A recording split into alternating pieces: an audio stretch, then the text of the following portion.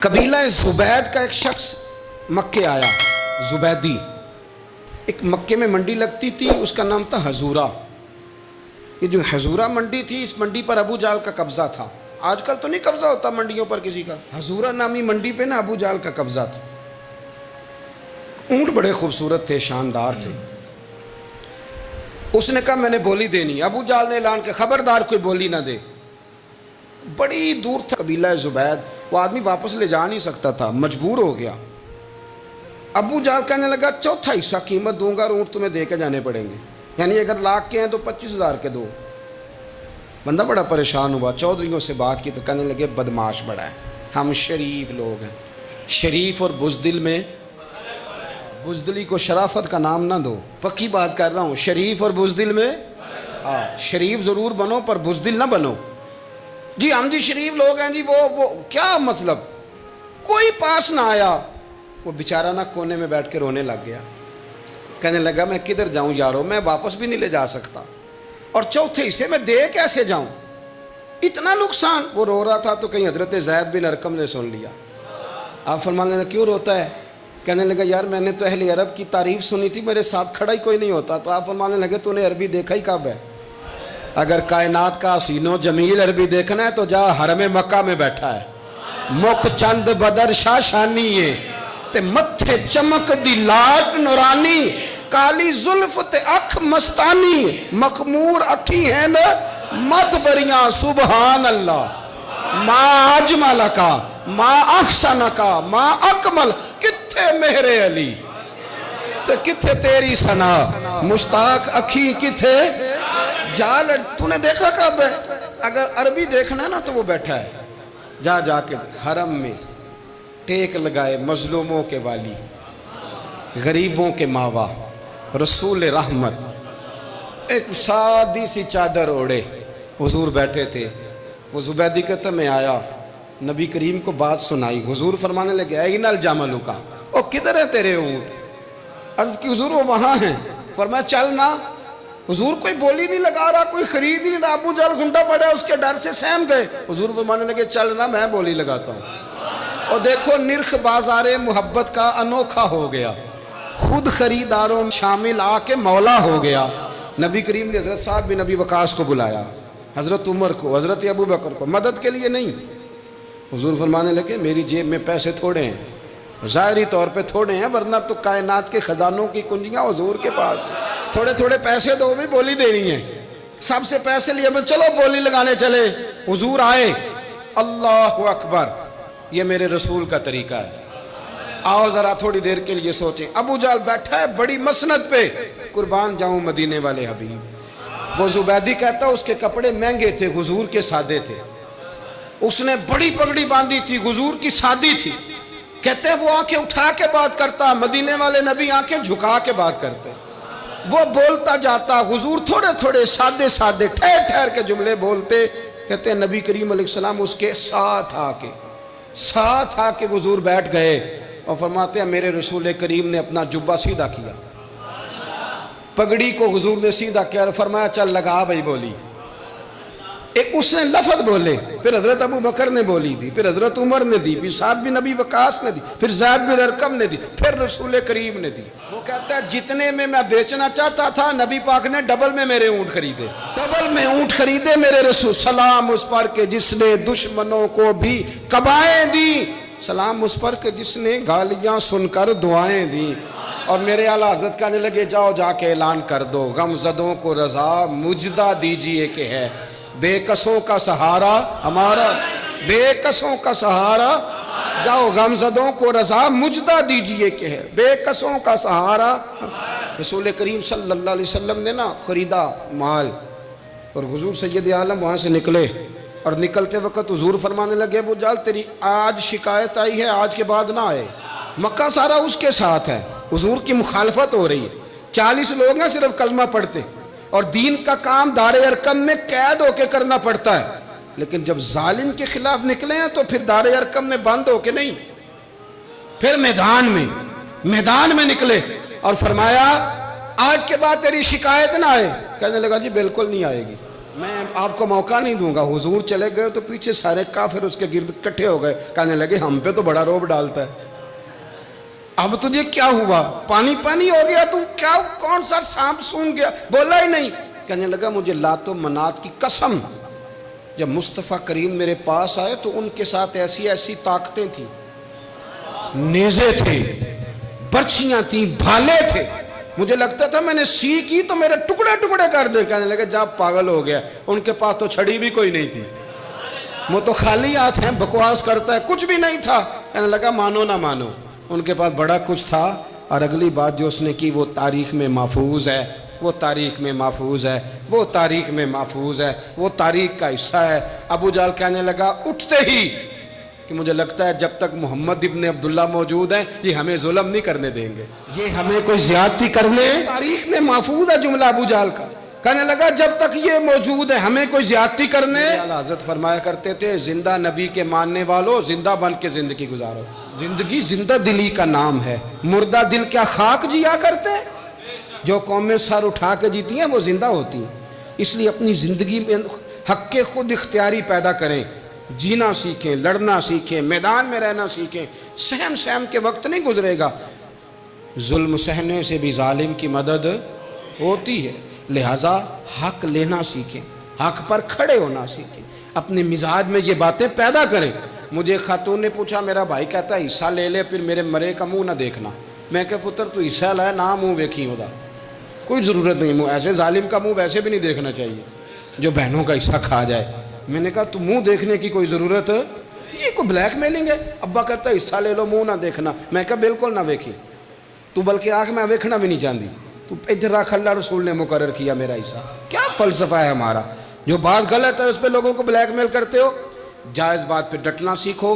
آپ جب ڈٹ جاتے ہیں نا تو پھر اللہ مدد کرتا ہے, پھر اللہ تتنزل علیہم الملائکہ, پھر اللہ فرشتے بھی نازل کرتا ہے. حضور نے فرمایا جو جان کی حفاظت کرتے مر گیا وہ بھی شہید, جو مال کی حفاظت کرتے مر گیا وہ بھی شہید, جو دین کی حفاظت کرتے مر گیا وہ بھی, جو خاندان کی, اپنے گھر کی, اپنے بچوں کی حفاظت کرتے مر گیا وہ بھی. تو اتنا بڑا درجہ حضور نے بیان کر دیا ہے. حضرت معاذ ابن جبل حضور کے بڑے پیارے صحابی ہیں, وہ بھی طاعون کے مرض سے دنیا سے گئے, ان کو طاعون کا وہ مرض ہو گیا تھا.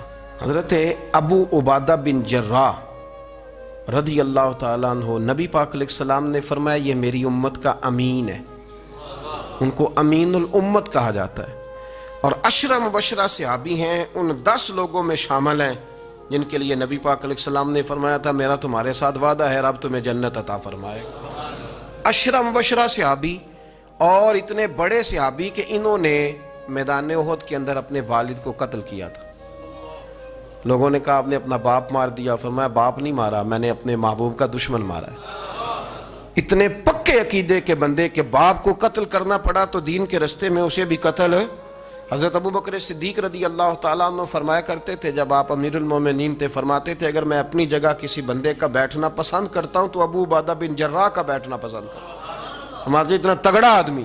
ملک شام کے اندر طاعون کی بیماری پھیل گئی, آپ بھی اس وقت وہیں قرب و جوار کے علاقوں میں تھے.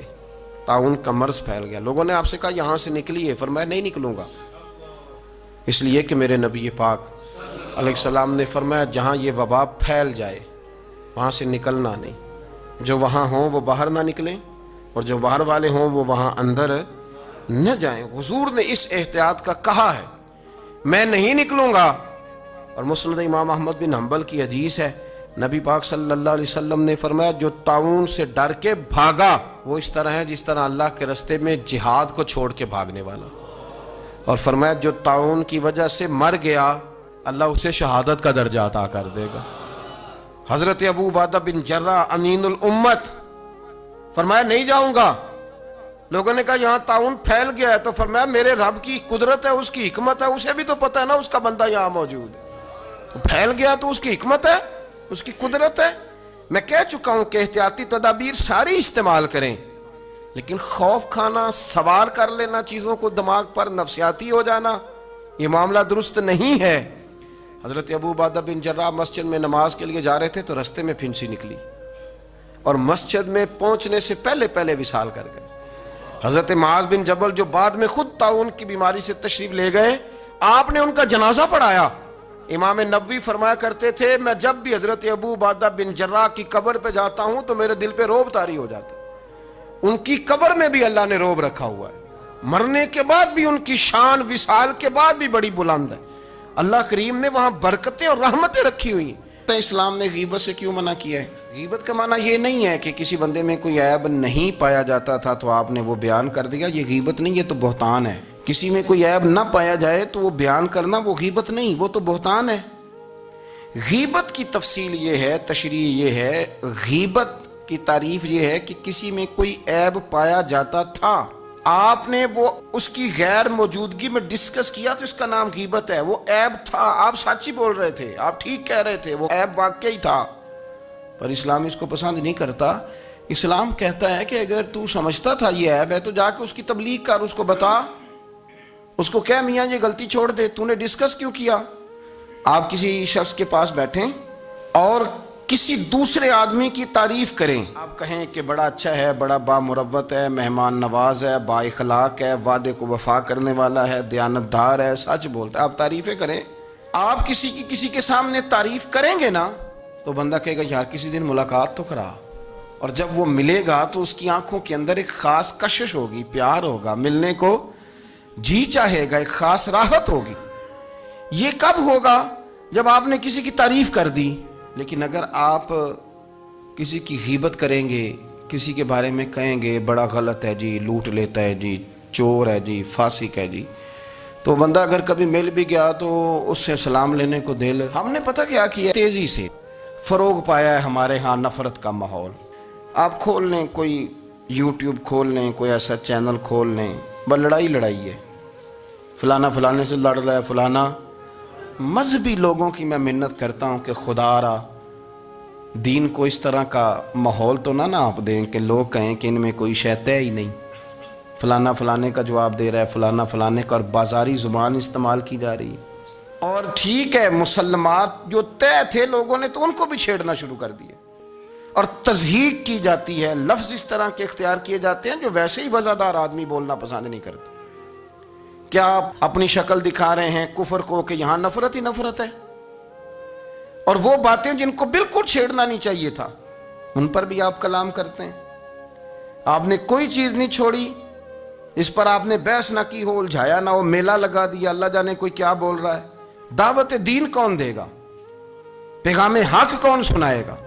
فلانا فلانے کا جواب دے رہا ہے, اور پھر وہ دوسرے کا جواب دے رہا ہے, تیسرا تیسرے پہ تبصرہ کر رہا ہے, چوتھا پانچویں پہ تبصرہ کر رہا ہے. یہ کب تک بات ایسے چلے؟ یہی حال سیاسی لوگوں کا ہے. میرے ملک کا جو نوجوان اب بڑا ہو رہا ہے نا, میں بڑی ذمہ داری سے بتا رہا ہوں, وہ جیسے ہی بڑا ہوتا ہے تو وہ سمجھتا ہے میں ڈاکوؤں کے ملک میں پیدا ہوا ہوں, وہ سمجھتا ہے یہ شاید چوروں کی دھرتی ہے, وہ سمجھتا ہے شاید یہاں سب دھوکے باز ہیں. ہم اس طرح سے نچوڑ کے لوگوں کے دلوں میں نفرت بھری ہے, نچوڑ کے, کہ لوگ سمجھنے لگے اس ملک میں تو کوئی بندہ دیانتدار ہے ہی نہیں, کوئی بندہ اچھا ہے ہی نہیں, کوئی بندہ نیک ہے ہی نہیں. مذاق اڑ. ایک صاحب میرے پاس آئے ہوئے تھے, کہنے لگے پیر صاحب 11 سال ہو گئے پولیس کی نوکری کرتا ہوں, 1 روپیہ رشوت نہیں لی. وہ چلا گیا, میں نے اسے تھپکی دی تو وہ نکلا ہے, تو ایک بندہ کہنے لگا سب انہیں جو ہوتے نہیں نہ سکتا. میں نے کہا یار تو منشی ہے اللہ کی رحمت کا, یہ میرے رسول اللہ کا دین ہے اور قیامت تک لوگ اس پر عمل کریں گے. اس نے 11 سال کا ہے, وہ 40 سال بھی کہتا تو میں ماننے کو تیار ہوں. کیوں کچھی باتیں کرتے ہیں؟ آپ نے تو تباہی کر دی, کوئی بندہ ٹھیک نہیں بچا.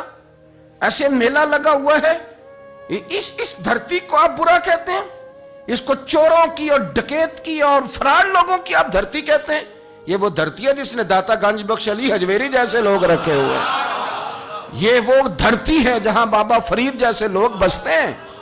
کیا بات کرتے ہیں صاحب, یہ اتنے بزرگ ترین لوگ یہاں بستے ہیں اور آپ کیا بات کرتے ہیں؟ دیکھیں میں بالکل ہی غیر سیاسی اور غیر جانبدار رہتا ہوں ملکی معاملات میں, لیکن جس شخص نے پاکستان کو ایٹمی قوت بنانے کے لیے, اب تو بڑی عمارت ہو گئی ہے, غربت میں جس بندے نے کام شروع کیا تھا کہ ایٹمی طاقت بن جائے, اس نے کوئی کام کیا کہ نہیں کیا؟